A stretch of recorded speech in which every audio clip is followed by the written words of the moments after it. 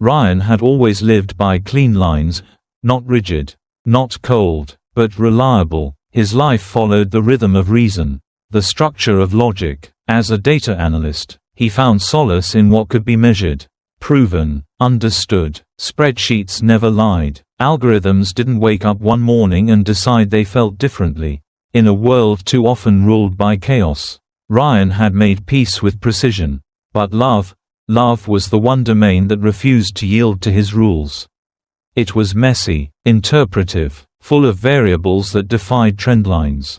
And yet, with MIA, it almost made sense. He met her in Chicago, at a cross-industry seminar on behavioral analytics and digital branding. She was the last speaker on the last day, the type of placement usually reserved for a name that would keep people in their seats despite the packed luggage and closing flights. MIA was that name. And when she spoke, the room didn't just listen, it leaned in. She spoke like a symphony, poised, rhythmic, disarming. Ryan had never seen anyone so completely inhabit a stage without demanding it. It wasn't charisma in the traditional sense, it was conviction, distilled and sharp. He introduced himself after the applause, expecting to be another face she would forget by the time she reached the hotel bar. But she didn't forget. She remembered his name, remembered the question he asked during the Q&A. She asked what book he was reading. They ended up walking to the subway together. That night, he read the first text she sent him 3 times before replying. Their relationship moved like ink on parchment, measured, intentional, permanent. There were no fireworks, no emotional whiplash. There were Sunday mornings with shared playlists, long walks through quiet neighborhoods, and debates about documentaries. Mia's world was louder, faster. She worked in media strategy, juggling deadlines and meetings and brand launches. But with Ryan, she slowed down. At least, that's how it felt. And always, there was Clara, Mia's best friend, business confidant, and, later, maid of honor. Clara was magnetic in her own way, brash, intuitive, and fiercely loyal to MIA. The kind of woman who filled a room with her laugh and remembered the names of your childhood pets. When Ryan met her, he felt the pull immediately, not romantic, but curious. There was a thread between Clara and MIA that had the tension of history woven through it. The first time he saw them together, it was at a birthday dinner. Clara leaned in close to whisper something, and MIA laughed, not like someone hearing a joke, but like someone remembering one. The way Clara's hand lingered on Mia's arm, the ease with which MIA brushed her hair behind her ear, it felt rehearsed, familiar. Later that night, Ryan asked the question gently. You and Clara, were you ever more than friends? MIA didn't flinch. She was pouring wine, and her hand didn't tremble. We had a moment, she said, back in college. It wasn't anything serious, just blurred lines, but we figured it out. We're friends now, nothing more. Ryan nodded. He didn't pry. He wanted to believe her. Because to love someone is, in some ways, to agree to be blind, not stupid, not naive, just willing. Willing to accept the version of truth they offer you. Because anything else feels like suspicion. And suspicion is the cancer of intimacy. So he shelved it, that fragment of doubt, that whisper in the gut. He let it gather dust beneath RSVP lists and flower arrangements. Beneath wine tastings and dress fittings. Clara helped with everything, dutiful, present, warm. She knew Mia's taste better than anyone. Sometimes, too well. There was a moment, 2 months before the wedding, when Ryan walked into the living room and saw MIA asleep on the couch, her head resting on Clara's lap. It was innocent, almost tender. Clara was running her fingers through Mia's hair absently while scrolling her phone. They looked up when he entered, said nothing, smiled, but the air shifted, subtly, like a page in a book turning before you're ready. He never mentioned it, because love, he thought, meant choosing peace over provocation. Still, some nights he lay awake, wondering if love that required so much silence was love at all, or something dressed in its clothes. MIA never gave him a reason to doubt. But Clara never gave him a reason to feel entirely at ease. He told himself he was being old-fashioned, insecure, that his discomfort said more about him than them, that the past was the past, and friendship could transcend all sorts of beginnings. And when MIA looked at him with eyes full of future, he believed. He believed with the kind of quiet, solid trust that doesn't come from naivety but from decision. Because that's what he'd always believed love was, a decision. What he didn't realize was that not all histories are buried. Some are folded neatly and placed in drawers, waiting for the right night, the right drink, the right lighting, the right song, to be reopened. And some doors, once left ajar, don't need to be kicked open. They only need to be remembered. And the moment was coming. Quietly, beautifully, and fatally. Ryan wasn't supposed to be checking his phone that evening. He'd promised himself a night off, no emails, no messages, no slow death scroll through feeds that didn't matter. But the notification buzzed twice, insistently, as if something beyond his control had chosen this exact moment to break through. He was slicing limes for his water, something he did out of quiet habit, when the phone lit up again. This time, a name popped up, Julia, one of Mia's bridesmaids, acquaintance level, friendly, funny, not the type to ever reach out directly. The message was short, no preamble. Hey, I don't know if you've seen this yet, but I think you should. Attached, a screen recording. Ryan dried his hands slowly. He didn't feel dread yet, just curiosity, detached, clinical, the kind of reaction someone has when they assume whatever they're about to see has nothing to do with them. He tapped the file. The image wavered at first, typical of a vertical phone stream. The camera panned across a wide living room. Music throbbed in the background. Laughter, dim fairy lights, women holding cocktails, the atmosphere warm and giddy, like any typical pre-wedding celebration, the kind of night meant for bonding and nostalgia. But then the lens settled. And it didn't move. MIA was on the couch. Clara was beside her, too close, their heads nearly touching as they whispered something only the two of them could hear. Their hands were linked. Then MIA leaned her head on Clara's shoulder. A second later, Clara turned and kissed her. Not a peck, not a dare, a kiss that felt known, practiced. There was cheering in the background. One voice yelled, "The iconic couple returns," and laughter bubbled up as if no one had noticed, or cared, about the camera still rolling. Ryan's eyes didn't widen, his mouth didn't open, he didn't drop the phone or rewind. He simply froze. The recording continued. Someone realized the camera was still live streaming and hastily ended it. The screen going black. Julia's follow-up text came seconds later. It was up for maybe 5 minutes before it got deleted. "I don't think she meant to post it. Someone else saved it too. I thought you should know." Ryan stared at the message. He went back and watched the clip again. This time, slower. He noticed how MIA smiled right before the kiss. How Clara's hand tightened around hers. How familiar it all felt. There was no drunken stumble. No awkward hesitation. Just gravity. Two people returning to a version of themselves they'd never truly left. He didn't text MIA. He didn't call Clara. He didn't send a single question. He didn't need to. The truth wasn't in the act. It was in the ease of it. The comfort. The reversion. And that's when it hit him. Not with fury, but with clarity. This wasn't betrayal born in a night.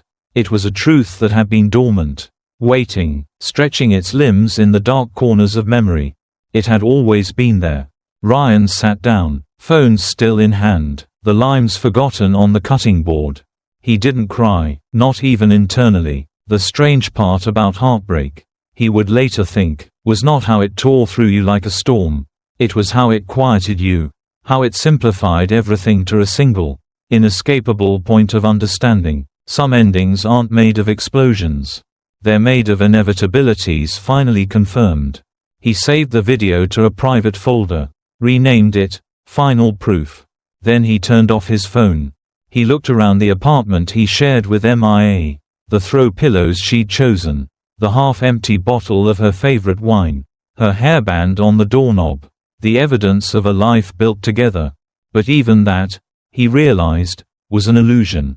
Not because of the kiss, not because of the livestream, but because everything had been a maybe, a blurred past MIA had never truly walked away from. A bond with Clara that had never dissolved, only quieted, and now it had spoken again. Not in words, but in action, and Ryan had heard it loud and clear. It began not with a scream, nor a slammed door, but with a download. Ryan sat on the edge of the shared bed, the soft fabric of the duvet barely moving beneath him, while the screen recording finished transferring from his phone to a private hard drive. The silence in the room was nearly sacred, heavy, intentional. He named the file with a kind of quiet, almost reverent care, not out of spite, not even for record-keeping. He named it for closure. Final proof. It read, two words that now held the weight of an entire unraveling. Outside, the rain performed a gentle percussion against the glass, like the soft tapping of fingers on a coffin lid.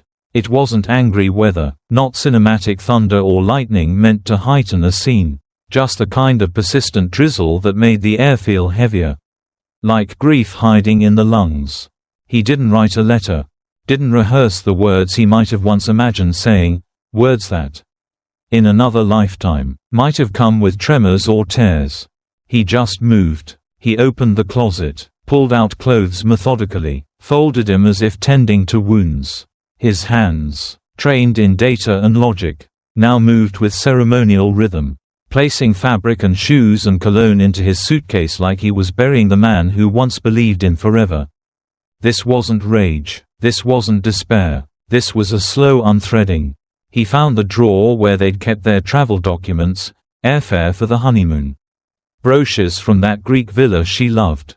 He didn't rip them, just slid them into the shredder and watched, piece by piece, the life he had architected with her return to pulp. The guest list went next. The Pinterest boards, the password-protected wedding planning site, the cloud calendar filled with florist appointments and final fittings. He logged into each account and pressed delete. No confirmation emails needed. Some endings don't require feedback. Then Instagram, the curated gallery of smiling brunches, beach weekends, carefully filtered joy, the shared engagement account, created at her request, for aesthetic documentation, gone in 3 taps. Before he shut the app, he posted one final image, the engagement ring submerged in a glass of water, light refracting through it like a prism. The caption read, "Transparency matters. No hashtags, no names. Let them draw their own conclusions." He left the post for exactly 1 hour, then removed it. It was never for MIA. Not really. It was for the version of himself that needed to know he'd said something, without ever saying too much. The apartment was still, not abandoned, but no longer inhabited. He moved room to room, gathering what was his, the old copy of The Little Prince his mother gave him, his father's watch, a half-filled journal with entries that would never be continued. He left the rest, the paintings MIA had chosen, the spice rack she insisted on alphabetizing, the candle she always lit before bedtime. They were remnants of a love that had grown over furniture and flat whites and Sunday morning jazz. But now they were just set dressing. By midnight, the bags were zipped, the checklist, mental and emotional, was complete. He paused once in the hallway, the light above him flickering like it wasn't sure whether to join him in goodbye. He looked toward the bedroom. The bed was unmade, her scent still lingered in the air, faint vanilla and cedarwood. He didn't cry, he didn't ache, he felt like a man walking out of a museum, appreciative of what had been built, but aware that the exhibit was closed. He reached for the front door, turned the knob, stopped, not out of doubt, but gratitude, for the clarity, for the finality. Outside, the rain had slowed to mist, wrapping the world in a veil. His phone buzzed in his pocket. A name lit the screen, MIA. He didn't pick up. It buzzed again, this time, Clara. He slid the phone out, stared at it for a breath, then dropped it, face down, into the same glass that had held the ring. The water rippled. 2 relics drowned in the silence. No anger, no grand gesture, no confrontation. Because sometimes, leaving without a word is the most honest sentence you'll ever write. Ryan stepped into the night. And the door closed behind him, not with a bang, but with the soft finality of something that will never be reopened. The email was brief, no subject line, no salutation, just a single line from Ryan to the woman who had once looked him in the eye and said, with steely elegance, "If you ever hurt my daughter, you'll answer to me." He didn't write to explain. He didn't justify. He didn't even warn. He attached the video, trimmed to a minute of undeniable truth, and sent it to Mia's mother. And then, Ryan turned off his phone. Some truths don't need witnesses. They only need release. Across the city, in a high-ceilinged home trimmed in brass and cold oak, Eleanor Morgan opened her email as she always did, with coffee in one hand. Reading glasses perched low on her nose, and a perfectly timed piano concerto playing in the background. Routine was her armor, and order was her god. The moment the video loaded, the world she had curated, a world of heirlooms, silent judgment, and tightly coiled dignity, fractured. At first, she didn't understand what she was seeing. Mia's face, laughter, a couch, a girl, Clara, arms entangled, a kiss that wasn't confused or mistimed, but rehearsed, wanted, celebrated, then a voice in the background. Unmistakable. The iconic couple returns. Eleanor's hand trembled. She closed the laptop, opened it again, watched the clip a second time. Her fingers curled around the porcelain of her teacup until the handle cracked with a snap so sharp it echoed off the marble countertops. She dialed Mia's number before she could talk herself out of it. Mia answered on the second ring. "Hi, Mom. Come home, now." The voice didn't rise. It didn't need to. Eleanor's fury was never volcanic. It was glacial, inevitable, crushing. By the time Mia arrived, Eleanor was seated in the formal living room, legs crossed, hands clasped on her lap like she were presiding over a tribunal. Henry, Mia's father, stood near the window, silent, distant. The silence in the room was colder than any words. Mia sat. She tried to smile, to ask what was going on, but her voice faltered halfway through the sentence. Eleanor slid the laptop across the table, hit play. No explanation, just the evidence. When it ended, Mia looked down, then up, then away. "Mom, no, don't lie to me, not here. It was one night," Mia said, her voice cracking. "A mistake. We were drunk. You kissed her like she was a habit." Eleanor interrupted. "Not a mistake." Henry cleared his throat, but said nothing. "I'm sorry," Mia whispered. "You're sorry the way a child is sorry they were caught. Not sorry for what they did." Eleanor stood. "Do you know how many people have seen this? How many of our friends have texted me already? I didn't mean, you didn't mean for it to be recorded. That's all." Within hours, the family group chats were in uproar. Cousins left without a word. Bridesmaids withdrew from planning. The florist called to confirm that someone had requested cancellation of the flower order. Word had spread. The shame wasn't just personal. It was social. It was structural. Mia hadn't just broken Ryan's heart. She had ruptured the scaffolding of image Eleanor had spent decades building. Ryan never responded to Mia's texts. After she called and it went to voicemail, she sent a barrage of messages, some tearful, some angry, some begging. He saw the preview texts. Once, from a new number, then blocked that. 2. There were no words left to exchange. Meanwhile, Clara's company, where she worked in PR, caught wind of the clip when someone anonymously forwarded it to the head of the brand, known for its values-driven narrative, issued a quiet internal dismissal citing reputation risks. Clara was let go within the week. No statement, no appeal, just a signature and a box of things sent to her apartment. The world Mia had built, the friends, the wedding, the job, the facade, didn't collapse like a tower in a storm. It dissolved, slow and cruel, like ice beneath unsteady feet. And Ryan, he wasn't there to see it. He didn't need to be. The storm he'd released required no thunder, just truth. And truth, it turns out, was enough. Ryan moved to the coast without ceremony. No grand send-off, no cryptic goodbye post, just a new lease signed under a different name and a box of belongings that fit neatly into the backseat of his car. The town he chose was quiet, somewhere between a fishing village and a forgotten vacation destination. It had winding streets that smelled like salt and thyme, and shopkeepers who didn't ask questions when he said he was new in town. There was peace in anonymity, in being no one, in no longer being someone else's fiancé, or almost son-in-law, or the man who had been wronged but refused to scream about it.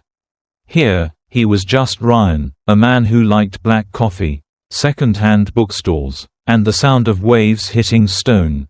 He rented a small flat above a tea shop. The windows looked out over the sea, and when the breeze came in just right, it carried hints of jasmine from the garden below. He filled the space with minimal things: wood, linen, silence, a sanctuary, not a statement. Every morning, he walked barefoot onto the cool tile of the kitchen, brewed tea instead of coffee, and opened his notebook, not to write memoirs, not to chronicle pain, but to document what clarity sounded like. One morning, months after disappearing from the life that once demanded so much performance, he wrote in block letters across the page, "Betrayal is betrayal. Gender doesn't soften it. I deserved clarity, not confusion." The words didn't come from anger. They came from stillness, from the hush that arrives after a hurricane has named all your truths for you. That afternoon, he sat on the balcony, fingers wrapped around a warm mug, eyes tracing the tides. Seagulls wheeled overhead, children laughed somewhere in the distance, and the sunlight lay low across the water like a promise. He thought about Mia less and less, not because he'd forgotten her, but because remembering her no longer hurt. The grief had decayed into something less sharp, something more instructional, a teacher disguised as sorrow. In the beginning, he thought walking away made him weak, that silence made him small. But now, sipping his tea and watching the ocean pull away from the shore only to return again and again, he understood the truth. Silence had been his boundary, not a retreat, a defense. He opened the notebook again and scribbled in the margin, "I thought loyalty was about defending someone's truth, but it's also knowing when to stop protecting a lie." He underlined it once, then closed the book. A breeze caught the edge of the curtain, and for a moment, he watched it dance, weightless, unapologetic. His phone, now a new number, new contacts, buzzed only for weather alerts or the tea shop downstairs letting him know the scones were fresh. He hadn't spoken to anyone from his old life, not because he hated them, but because sometimes healing means not revisiting the fire to explain why you left. Clarity had cost him everything familiar, but it gave him back himself. And as the sun began to lower, its light now amber and slow, he knew the world would never know his side of the story. Not in full, not in chapters, only in fragments, misunderstood or ignored. But that was okay, because the truth didn't need defending anymore. It had done its work. And he had done the hardest thing a person can do. He had walked away without needing to be heard. The screen fades to black. A single line appears. Betrayal is betrayal. Gender doesn't excuse it. You deserve clarity.